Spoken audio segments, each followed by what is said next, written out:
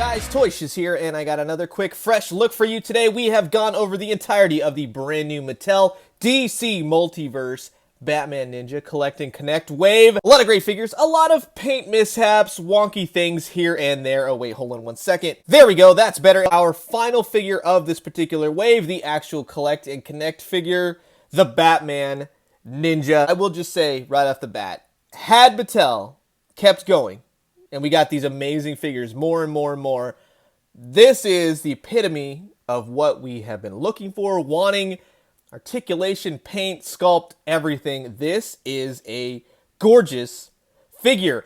And it's one of those figures where it's a little bit late in the game. I'm not going to lie, Batman Ninja came out, what, almost a year and a half ago, and it just seems, well, again, too little, too late, but it doesn't detract from the fact that is a rockin' cool looking Elseworlds type Batman. He's in his, they say Batman Ninja, he's more of a samurai. I wish he did have that kind of samurai Ronin hat on, but he's in a samurai attire. I think Batman Ninja just applies the fact that it's easier to say. Batman, Ninja, Batman, Samurai, yada yada. He's awesome, amazing. I have one gripe, which we will get to in just a second, but I will show you that up close, this figure is fantastic. From the head portrait, the lines, the sculpt work of his cowl, his cape, just, it's a billowing mess of awesomeness. I love the little scraggly parts to his cape. The backside is fantastic. No paint on the cape, but to be quite honest, it really just works overall. No paint necessary. On the front of the costume, you get a really nice bat logo. All the little plates, the armor, the belt, all of it painted individually and very nice, from the gold inlaid plates, the gold bands, his gauntlets. It's fantastic all the way around. In fact, even on the backside, you get all these different elements of gold. It's painted lovely. I love his billowy pants, his knees, the plates on his shins, his legs, the boots. I love his shoes, or whatever you want to call those, but his sandals. They did a fantastic job. I love the flesh color for the hands, the face.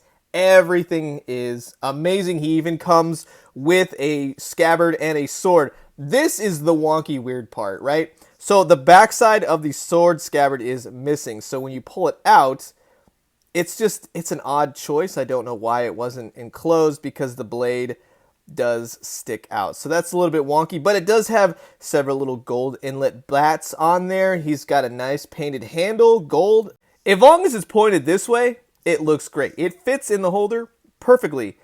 The other gripe, there is nowhere on this to fit this scabbard. So what I've had to do is sort of maneuver it to where he's holding it kind of like that.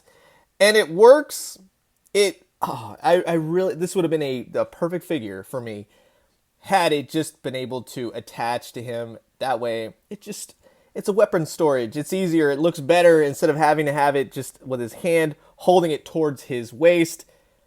That's the only missed opportunity. And he holds the sword absolutely perfectly. He can hold it in two hands, one hand, whatever you want to do. Great articulation, makes for an excellently held weapon. Besides the sword, he also comes with a pair of fisted hands, which are painted nicely. Not something that's absolutely necessary, but I do appreciate that they included the extra fists as well. But the real awesome part is, of course, the articulation. So he's got a really nice ball-jointed head. He looks up, he looks down, he looks left and right. A lot of these things in the background, they don't look up. I mean, he gets a great range of motion there. He's got a nice ab crunch to him.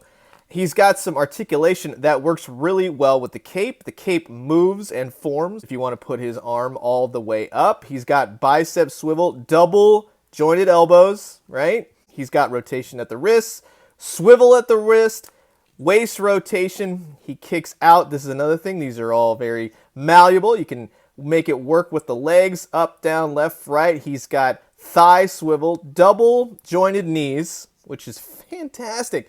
And he has ankle pivot. So that is awesome. That is everything that so many people, including myself, have wanted in a new Multiverse figure. And again, it's such a shame that now they're hitting their stride. Now it's the time when they're offering a figure like this, and then This is countdown to 0 hour, baby. Not very many waves left. We'll know more at STCC what exactly is still slated to come out. Hopefully the Toy Biz Tribute Series is still coming. The Killer Croc wave is still coming. Other than that, other than the STCC exclusive, not much is known. I'm sure, again, we will know more at STCC. And then I could talk about it, do a video, just really get into the details. But I'll just tell you one thing. From what I had heard, from what was relayed to me, so much awesome was going to be on its way. And it's just, too little too late. Why? Why? These would have been so much fun, so great. I absolutely love this figure. Again, I really wish that he could hold on to his sword. See what I mean? Yeah, it takes some finagling, that's the thing. So a nice weapon storage would have been fantastic. And I don't like this fact that the back of the scabbard, you can see the sword, yada yada. It's weird. So for all of these figures, for all the entire Multiverse wave, I would say that this pretty much sums up the fact of which figures I like the most, with Batman Ninja being the number one. He is absolutely the number one. John Stewart, small head, but I love me some John Stewart. Nightwing is great. He's the Rebirth costume, but hey, you know what? He works out really well. Beast Boy, he's a great figure. A little bit of a big head, a little bit tall for my taste, but again, a great figure. Had some wonky white paint. Starfire, bit wonky in the stance. Nice hair, couple paint apps issue.